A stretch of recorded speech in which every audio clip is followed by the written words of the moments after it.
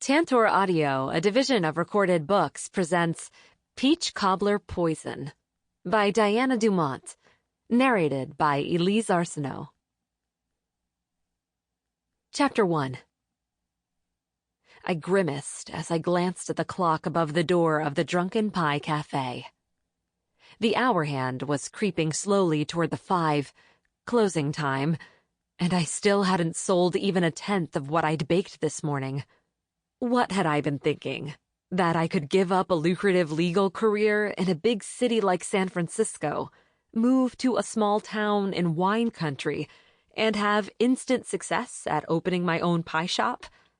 It had all sounded so good in theory, but reality was biting me hard right now. My grandma, whom I affectionately called Grams, had tried to warn me that breaking into the business world of Sunshine Springs wouldn't be easy, but I hadn't listened to her. What did an old, quirky lady like her really know about running a small business? Apparently, she knew more than I'd thought. I'd been convinced that my cafe concept, a pie shop that sold boozy pies paired with wine, would be the perfect afternoon stop for the fine citizens of this sun-drenched little town. But, true to Graham's warning, the locals weren't interested in supporting a non-local. And even though my driver's license now boasted a Sunshine Springs address, everyone here still considered me an outsider. Honestly, I felt like an outsider. But I'd begun to feel like an outsider in San Francisco, too. After I caught my husband cheating on me and filed for divorce, all of our mutual friends had turned their backs on me. They acted as though I had somehow been the one that did something wrong. After 10 years of marriage, most of our friends had been mutual friends, so I wasn't left with many allies. And after 10 years of dreaming of escaping city life, I decided that the middle of the divorce was the perfect time to start over. Who could blame me for feeling that way? I just hoped I hadn't blown all my savings on a cafe concept that wasn't going to work. I turned to straighten the stack of coffee mugs on the counter behind me. On Graham's advice, I'd made sure to offer espresso drinks and coffee in addition to wine. After all, some customers might be looking for a shot of caffeine to replenish their energy before heading to one of the big local wineries for another wine tasting. I offered non-alcoholic pies, too. Gotta keep everyone happy with plenty of options. But having options hadn't brought in business, and I cursed under my breath at the coffee mugs and wine glasses that had gone unused all day long. Maybe I should admit defeat and just close up for the day. I wasn't likely to get any customers in the last 30 minutes of the cafe's open hours. But no sooner had I decided that closing for the day was the best option than the bell above the front door jingled. Startled, I turned around with a big smile on my face. Perhaps the next half hour wasn't going to be a total waste after all. "Good afternoon," I said with a bit too much peppiness in my voice, but the smile on my face quickly faded when I saw that it was only a delivery man. "Afternoon," he said, seemingly oblivious to the fact that my smile had suddenly turned into a scowl. "I have a big, huge box for you here. Not sure what it is, but man, is it heavy." Oh, I brightened somewhat. "That's probably the wooden sign I ordered for the front of the shop. You can leave it there by the front door. No sense in dragging it all the way to the back when I'm just going to have to drag it back to the front." "Super. I'll just need a signature then." I resisted the urge to roll my eyes. I couldn't believe the little sign company I'd ordered from was requiring a signature, as if there was some sort of huge black market for reselling custom-made signs. It wasn't the delivery man's fault, though, so I came around the corner without protest and signed the tablet he held out for me. As he fiddled with the tablet, I started tearing open the box. "It is my sign," I exclaimed. The rich wood was painted with vibrant colors that looked even more beautiful than I dared to hope. Above the painted slice of pie and wine glass, the words, "The Drunken Pie," had been expertly scripted onto the wood. "Hey, that's not bad," the delivery man said. "It looks a whole lot better than the Main Street Cafe sign down the road." I sighed. Thanks. Not that it's going to help me get any business. I'm not local enough for people to want to buy pie from me. The delivery man shrugged. "Don't worry. People here try to act like some exclusive club, but they won't be able to resist your pie for long. Not when it smells so good." My mouth started watering before I'd even opened the front door. I smiled gratefully. Thanks. I hope you're right. I had a feeling this guy was just saying that to be nice, but hey, at least he was being nice. That was more than I could say for a lot of people around here. "I'm always right," he said with a wink, then held out his hand. "I'm Scott, by the way. Scott Hughes. I'm responsible for nearly all deliveries in Sunshine Springs, so I'll probably be seeing quite a bit of you." "Isabelle James," I said as I shook his hand. "I guess you already knew that, since I had to sign for the package, but most people call me Izzy." "Izzy James. Nice name. And nice to meet you." He gave me a wide smile, and I felt like perhaps I'd made my first friend in this town. The thought made me giddy, and I decided to offer him a complimentary slice of pie. Before I could make the offer, though, the smile disappeared from his face. "Uh-oh, I gotta go. Here comes trouble." I frowned and turned to look in the same direction that he was looking. Two stunning women who looked almost like twins were walking down the sidewalk arm in arm, laughing at something a tall man next to them had just said. The two women were dressed in skirt suits, and the man wore dress slacks and a crisp white shirt. A large camera was slung over his shoulder by an expensive-looking leather strap. The trio wasn't dressed casually like most of the locals in Sunshine Springs, but their clothing didn't look like the overly trendy styles that the wine country tourists favored either. "Trouble?" I asked, glancing over at Scott again. He was already reaching for the front door.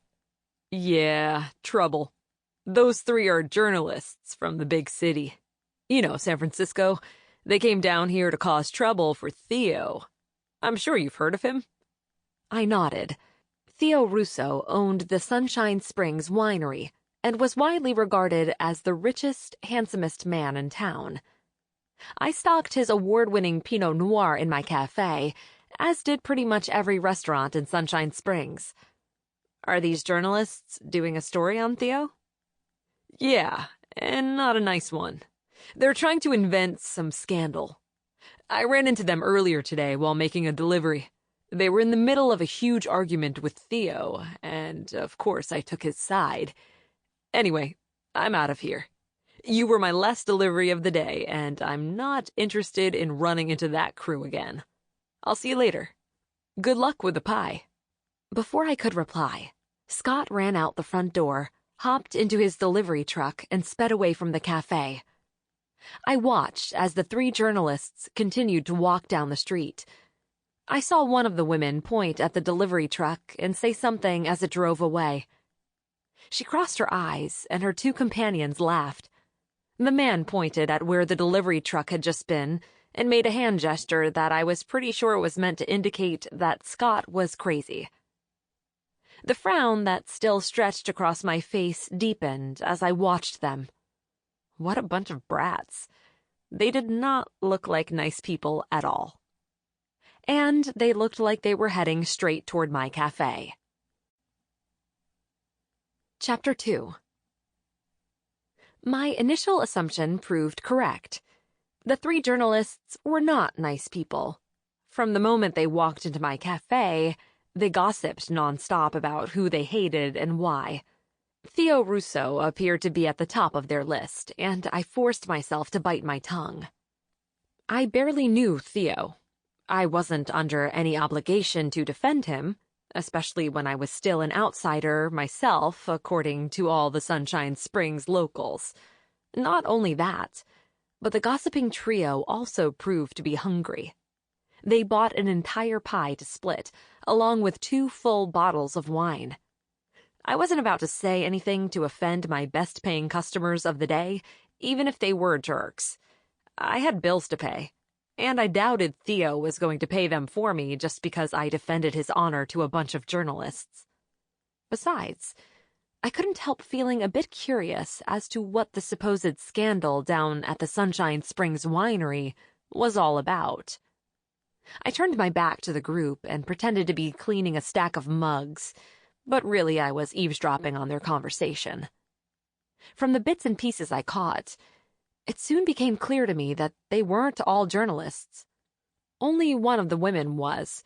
Her name was Caitlin, and she worked for the San Francisco Scandal, a popular weekly gossip magazine in the big city, as everyone here referred to San Francisco. The man, Todd, worked as a photographer for the same magazine, but the other woman, Josie, was actually Caitlin's younger sister, who was dating Todd and had tagged along for the plush wine country assignment. Caitlin was not happy about that. She made several snarky comments to both Josie and Todd about their relationship and how it was interfering with her work on uncovering the scandal. But Todd and Josie made snarky comments right back and said that Caitlin needed to get over herself and accept their relationship. Drama, drama, I whispered to myself as I washed the same coffee mug for the 4th time. I wished the group would quit talking about their own little soap opera and say something about the winery. A few minutes later, I got my wish. The group finally moved on from their family drama arguments and started talking about Theo. In hushed tones, they discussed the Sunshine Springs winery. According to Caitlin, rumors were flying that Theo was blackmailing the town's city council into giving him special favors. She even suspected him of forcing the mayor to embezzle funds for him directly from the city's coffers. They were speaking so quietly that I had to strain hard to hear, but I was catching enough to get the gist of the conversation. My heart pounded with excitement. I was learning about my first small-town scandal. I didn't know why a gossip rag in San Francisco cared so much about Sunshine Springs. I supposed a wine country scandal was always exciting to those living in the nearby big city. But whatever the case, I felt a little thrill of pleasure at realizing that I was one of the first to know about Theo's alleged wrongdoing. "The thing is," Caitlin whispered, and I tilted my head toward her so I could hear better. But I never got to hear what the thing was. At that moment, the front door to my cafe opened once more, causing the bells to jingle loudly and Caitlin to shut her mouth. I turned around, surprised that I was going to have yet another customer in the last few minutes of the day. But before I even saw the 2 women entering, I knew who it was. My grandmother, Agnes James. I'd known her laughter from a mile away. She swept into the cafe, her hair colored a startling hot pink shade that clashed violently with a lime green shift dress she wore. An assortment of large beaded jewelry hung around her neck, spanning just about every color of the rainbow, if rainbows were comprised of neon colors. "Grams!" I exclaimed. "What are you doing here? I thought you were going to watch Sprinkles today." Grams waved her hands at me dismissively. "Oh, but I did watch him. He's had a jolly old time today. I dare say he's settling into Sunshine Springs much better than you are." "That wouldn't take much," I muttered.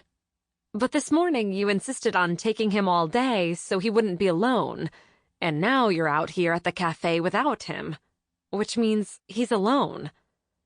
"Not at all, darling, not at all."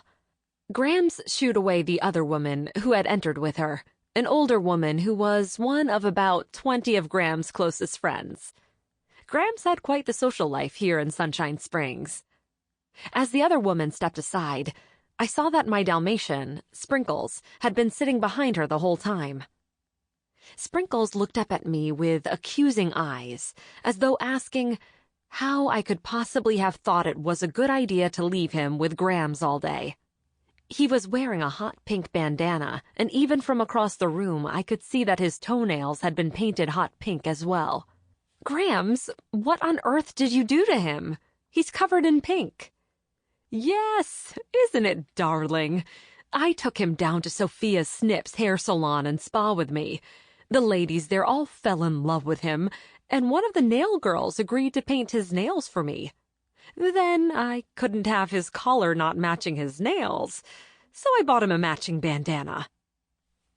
With rhinestones, added the woman standing beside Grams.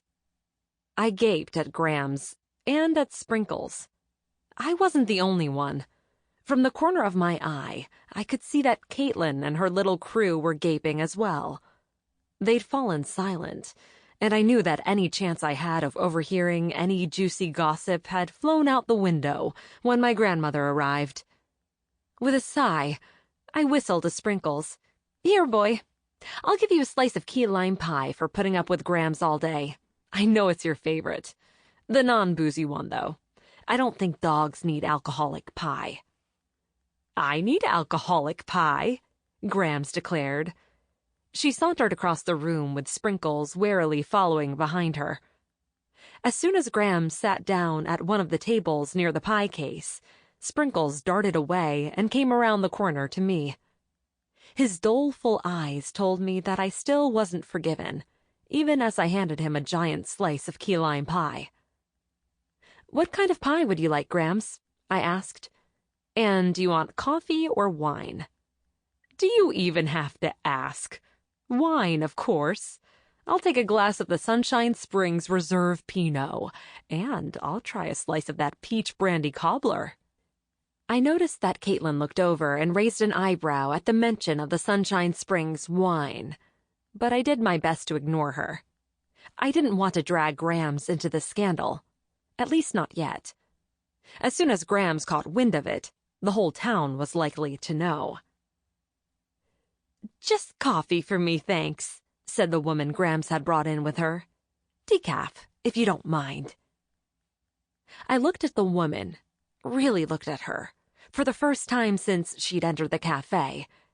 She was wearing a plain black dress and shoes that had obviously been chosen for comfort over style.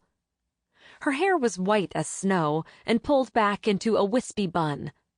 The only jewelry she had on was a pair of small diamond studs. Her hands shook slightly as she sat down, and I almost asked if she was all right. She was acting so old, which made sense. Given the lines on her face and the whiteness of her hair, she must have been about Grams' age. But Grams never acted old. Grams acted more energetic than many 20-year-olds. Before I could inquire after the woman's health, though, Grams was introducing her. Izzy, this is Violet. She's one of the ladies I play bridge with on Thursdays. I ran into her at the hair salon today and told her she simply must come see your new pie shop. Violet, this is my granddaughter, Izzy. I told Violet I was pleased to meet her, then hurried to get her some coffee. She looked like she could use a warm beverage. Sprinkles had finished his pie and was looking pitifully at me, his eyes asking for more. No, Sprinkles, I don't care how pink your toenails are. You can't have any more pie. You'll get sick. What kind of a name is Sprinkles for a boy dog? Violet asked. I frowned, suddenly not feeling in as much of a hurry to get her a cup of coffee. It fits. He's a Dalmatian. He looks like he has chocolate chip sprinkles all over him.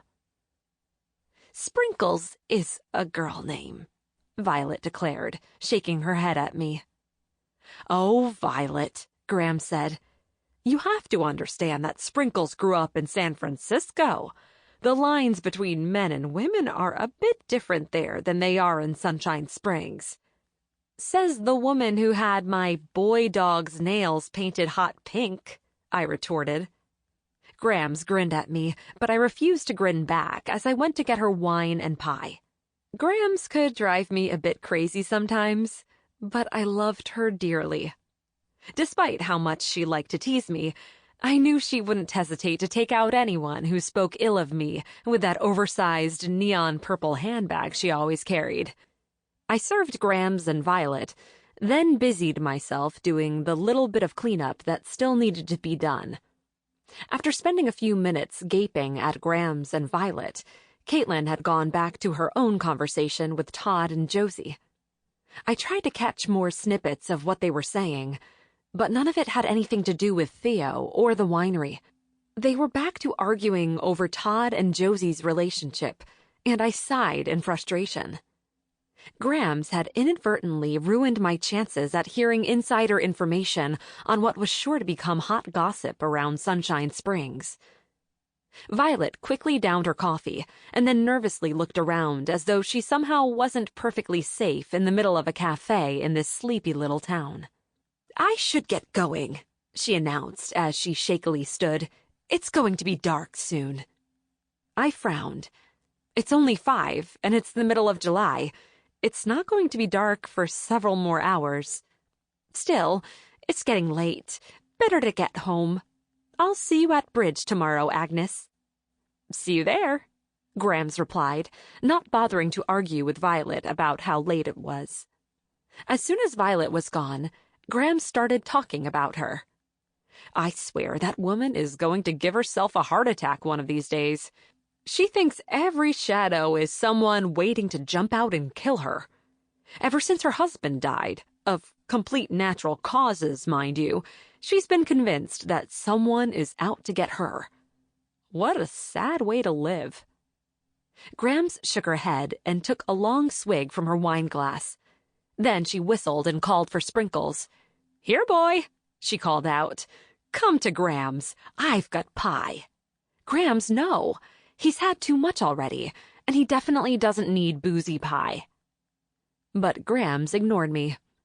Sprinkles had already made it around the counter and to Graham's table, where he was happily gulping down the last bite of her peach brandy cobbler.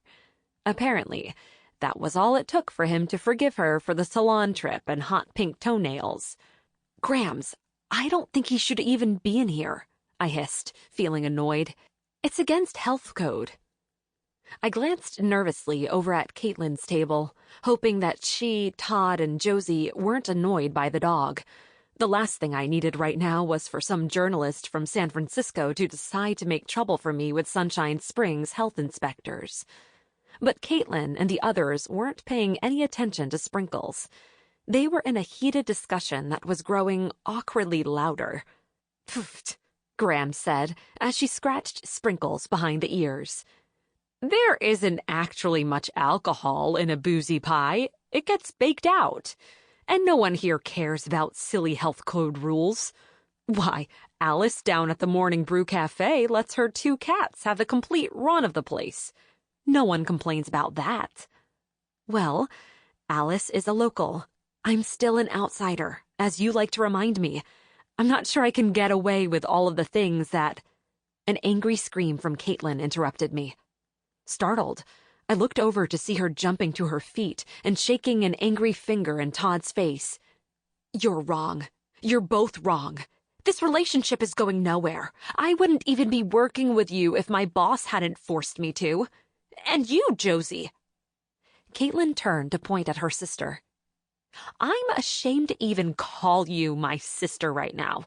I can't believe you're dumb enough to think this imbecile is actually boyfriend material." With that, Caitlin grabbed her leather tote bag, spun on her heel, and stormed out of the cafe. The 4 of us inside were left to stare after her in stunned silence. Todd was the first to speak. He looked over at me with an embarrassed smile on his face. "I'm sorry about that outburst. She gets a bit, feisty at times. I hope we didn't disturb your other customer." He glanced over at Grams, who was still staring out the window with a glint in her eye. She did love a good dramatic moment. I had a feeling she was a bit jealous of Caitlin.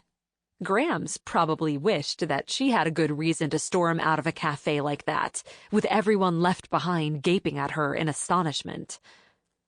"Don't worry," I assured Todd.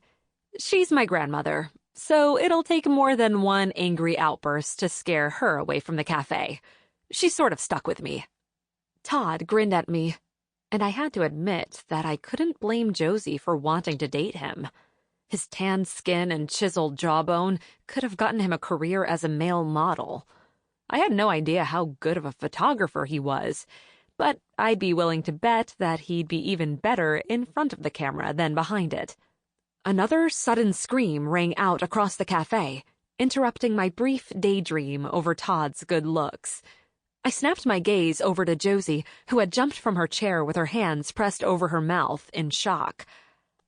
I followed her gaze and nearly screamed myself. Caitlin was lying on the ground in the middle of Main Street. I couldn't be completely sure from this angle, but it looked like the front wheel of a large white sedan was far too close to Caitlin's skull. "She's been hit! She's been hit!" Josie shrieked. Tears started running down her face as she ran toward the front door of the cafe. "Oh my God!" Todd exclaimed, jumping up to run after her, Grams hot on his heels. Sprinkles was barking and looking back and forth between the door and me, as if unsure whether to go join the excitement or to stay and protect me from whatever disturbance was causing all of this screaming. "Come on, Sprinkles," I said as I started running toward the door. I was already pulling my cell phone out of my apron pocket to call 911. We better see what's going on. I gave the 911 operator my address and explained that we needed an ambulance, but by the time I hung up the call, it was clear that an ambulance wasn't going to do much good. "She's dead," Josie wailed. "My sister is dead, and you killed her." Josie started to rush toward the driver's side of the white sedan, but Todd grabbed her and pulled her back. "Calm down, Josie," he said. "This was an accident, and the ambulance will be here soon." I turned to look at the driver of the vehicle, and my eyes widened when I saw that Violet was sitting behind the wheel. Her hands were covering her mouth and shaking violently, and she had tears running down her face. "I didn't see her," Violet cried. "I didn't see her at all. She just came out of nowhere and threw herself into the street. Why would she do that?" "Shh, it's all right," Graham said, patting Violet in a rather desperate way, like a frazzled mother might pat a newborn who refuses to sleep more than 5 minutes at a time. "I'm sure the ambulance will be here soon. I already heard the sirens." I could hear the sirens, too, which was surprising since they were nearly drowned out by Josie's screams and Sprinkles barking. But a few minutes later, the ambulance came barreling down Main Street and screeched to a halt in front of the Drunken Pie Cafe. All up and down the street, I could see bystanders peering at the scene, a mixture of genuine horror and brazen curiosity evident in their facial expressions. The paramedics rushed to Caitlin's side, but it was no use. It only took a few moments for them to look up and shake their heads. "Dead on arrival," one of them said somberly. At his words, Josie screamed and fainted into Todd's arms. A split second later, I looked over to see Violet fainting as well, toppling sideways out of the car and landing in Graham's arms. All up and down the street, the gawkers were still watching. A few of them were even taking out their phones to take pictures of the scene. I felt disgusted at their crassness, and I hoped they didn't realize that the woman on the ground was actually dead. Taking pictures of a dead woman surely surpassed the boundaries of even the most gossip-hungry among them. I gave Grams a helpless look as she passed off the unconscious Violet to one of the paramedics. "Are you okay?" I asked weakly, although I wasn't sure what I would do for her if she wasn't. I didn't exactly feel like a pillar of calm strength myself at the moment. Thankfully, Grams didn't seem too disturbed by the whole affair. She merely shook her head sorrowfully, looking back and forth between Caitlin's lifeless body and Violet's unconscious form. "Pity," she said. "This ordeal isn't going to do any favors for Violet's nerves. She'll probably have to double the doses on all her anxiety." Sample complete. Ready to continue?